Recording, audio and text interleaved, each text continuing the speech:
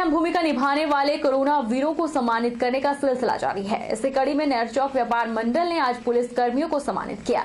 इस दौरान मंडी पुलिस अधीक्षक गुरुदेव चंद शर्मा मौजूद रहे।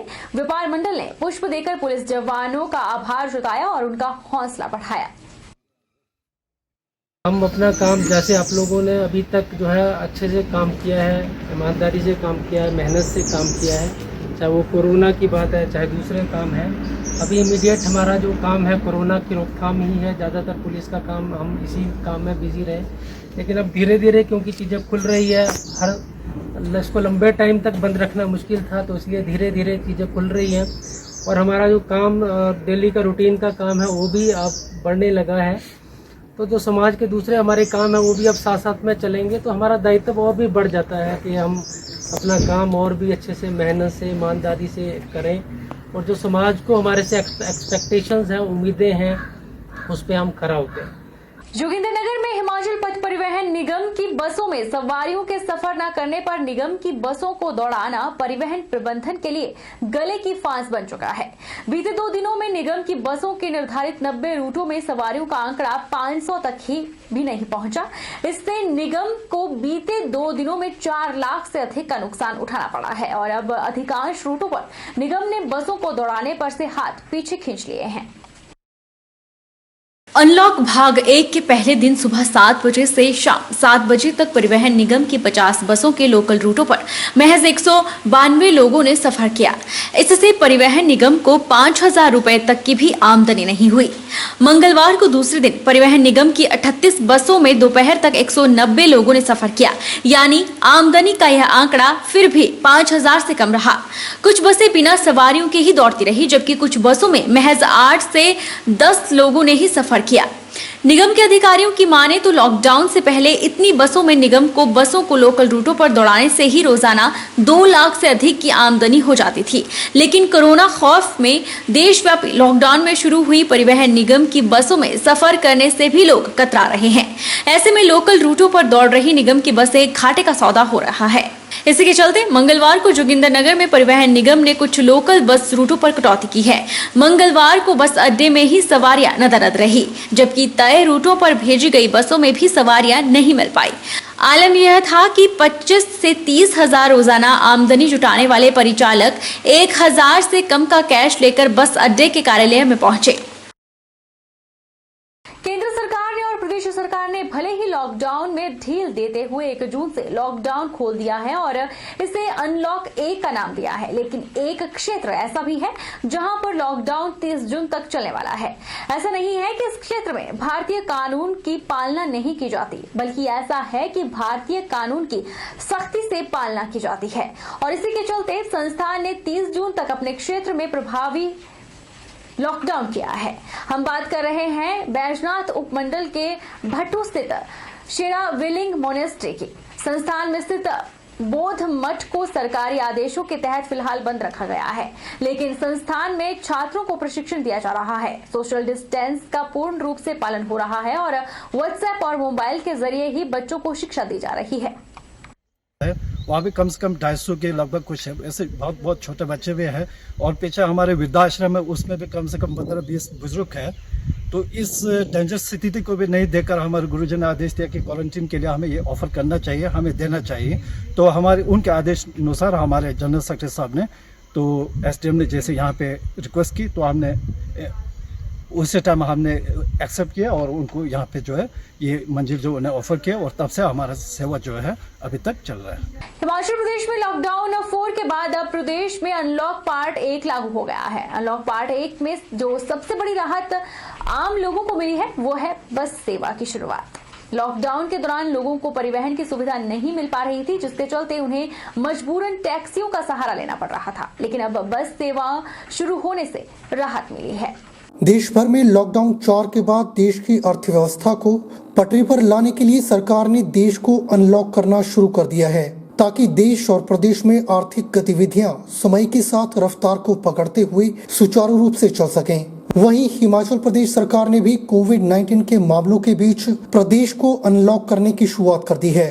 और अनलॉक पार्ट 1 में 1 जून से पूरे प्रदेश में नियमों के साथ हिमाचल प्रदेश पथ परिवहन निगम की बस सेवाओं की शुरुआत कर दी है। वहीं बस सेवा शुरू होने से आम लोगों को बहुत बड़ी राहत मिली है, क्योंकि प्रदेश में लागू कर्फ्यू के दौरान गांव से शहर और शहर से गांव जाना बहुत ही मुश्किल था और आवश्यकता पड़ने पर मजबूरी में टैक्सी का सहारा लेना पड़ रहा था। लेकिन बस सेवा शुरू होने से परिवहन की सुविधा हो गई है और वे अनुशासन के साथ सोशल डिस्टेंसिंग और मास्क पहनने जैसे नियमों का पालन कर रहे हैं। एक दिन से गाड़ियाँ शुरू हुई, लोगों को थोड़ी सी मन में खुशी आई कि थोड़ा सा तो बस शुरू हो गई है। कुछ मतलब 10% तो लोग खुशी उत्पन्न कर रहे हैं, कुछ लोग दुख भी कर रहे हैं, कहीं संक्रमित ना हो जाए। मन में लोगों के मन में ये ख्यालात है, पर परमात्मा करे ऐसा ना हो, सभी कुशल मंगल रहे और ये काम चलता रहे। जो लोग लॉकडाउन में फंसे हुए थे, बस खुलने पे उनको आने जाने में सुविधा हो रही है और थोड़ा उनके मन में राहत मिल रही है उनको लॉकडाउन के दौरान। पढ़ाई करना पड़ती है, तो भी रहना पड़ती है। सुविधा से हुए, चलो दवाई लेने को आगे और जिन्हें सब गाड़ी करना पड़ती थी। अभी हमने तो हॉस्पिटल आना था, तो हम लोग पहले तो हॉस्पिटल ही नहीं आ सके। आप पता नहीं क्या हाल है, बस ठीक ही है, वैसे चलनी चाहिए थोड़ी बहुत। यहाँ जाना तो आदमी हर एक परेशानी से है। अच्छी है सुविधा, क्योंकि जो टैक्सी को परमिट दिए थे नहीं, अब जहाँ 200 रुपये किराया है वहाँ 2000 है टैक्सी भाड़ा, तो गरीब आदमी तो सहन कर सकता है। इसका अतिरिक्त बस सेवा जो शुरू की नहीं अच्छी है, पब्लिक के हित में है। इसमें जैसे दूरी सरकार ने तय की है कि 3 सीटों पर 2 ही बैठेंगे और लेफ्ट वाली में 1 ही बैठेंगे 2 पर, उसका तो नियम से पालन किया जा रहा है। प्रदेश में जहां सरकार ने बसों और गाड़ियों की आवाजाही शुरू कर दी है, वहीं करसोग की सड़कें नदियां बन गई हैं, जिनमें की गाड़ियां बड़ी मुश्किल से निकालनी पड़ रही है। यह वीडियो करसोग के शाहौट के बीच कांडी का है, जहां पर सड़क में पानी ही पानी है। यहां पर गाड़ी चालक को गाड़ी निकालना मुश्किल हो गया है। इतना ही नहीं, कांडी सड़क इन दिनों खस्ता हालत में है। बिलासपुर की विधानसभा क्षेत्र नैना देवी की पंचायत देओत में पंचायत के कार्य में धांधली के आरोप ग्रामीणों ने लगाए हैं। स्थानीय पंचायत के लोगों ने यह आरोप पंचायत के प्रधान पर लगाए हैं। लोगों का कहना है कि पंचायत को शौच मुक्त अवार्ड मिला है, लेकिन काफी लोगों के घर में शौचालय अभी तक नहीं बना है। लोगों ने पंचायत कार्यों की जांच करने के सरकार और प्रशासन से आग्रह किया है। लोगों का कहना है कि अधिकतर काम पंचायत प्रधान ने नहीं करवाए हैं, जिनके दस्तावेज पंचायत प्रधान के पास जमा है। कुछ लोगों का मानना है कि अभी तक कुछ गांव के लोग ऐसे हैं जिनके काम नहीं हो रहे और पंचायत के प्रधान कह रहा है कि पंचायत शौचालय मुक्त हो गई है। लोगों ने आरोप लगाया कि पंचायत में अभी पूरी तरह शौचालय भी नहीं बने हैं और पंचायत को शौच मुक्त का अवार्ड मिल गया है। पंचायत के लोगों ने सरकार और प्रशासन से मांग की है कि देओत पंचायत में जो भी कार्य हुए हैं उन पर उच्च स्तर की कार्रवाई होनी चाहिए और लोगों को न्याय मिलना चाहिए। वहीं जब इस बारे में देओत पंचायत के उप प्रधान श्यामलाल से बात की गई तो उन्होंने कहा कि पंचायत प्रधान ने कुछ चुनिंदा लोगों के ही काम करवाए हैं। प्रधान ने मेरा फोटो भी ले ले और सब कुछ ले लिया, वो सुनवाई नहीं करता। 50 बार मैं प्रधान के पास गया, कोई सुनवाई नहीं करता, बोलता है कर रहा करेगा, तो करता तो है नहीं है। खेत भी भर गए लोगों के, मैं बहुत तंग हो गया। लोग गाड़ी दे रहे हैं, अभी गंद पड़ गया। मेरे पास टोल नहीं है, प्रधान के पास कागज दिए सब दिया, बार ये बोल रहा है कि तो बन जाएगा, बड़ा है नहीं। बाकी ये है, घर में बच्चे हैं, कहाँ टॉयलेट करना, किसी के घर में जाए तो वो बोलते भाई टॉयलेट बनाओ, कहाँ बनाए। बाकी ये मुक्त कैसे हुई, देओत पंचायत मुक्त कैसे हुई जब टॉयलेट नहीं गई। जैसे मैं 4 साल पहले हमारे चुनाव हुए, 4.5 साल पहले तो ऑब्जर्व की मैंने चीज कि लोगों के काम बहुत सारे हैं। हमने सेल्फ से बना के भेजी, बाद में देखा वो सेल्फ रह गई ऐसे।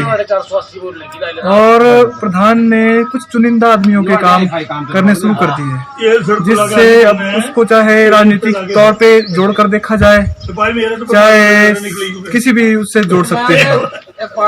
अब मैं प्रशासन से मांग करूंगा कि ये कुछ जो लोग बचे हुए हमारे, कम से कम भी अभी कोई 30% लोगों के पास हमारे पंचायत में टॉयलेट नहीं है, जबकि ग्राम पंचायत देओत को खुला शौच मुक्त अवार्ड दे चुके हैं सरकार। वो किस बेस के ऊपर दिया है, किसने सर्वे किए हैं?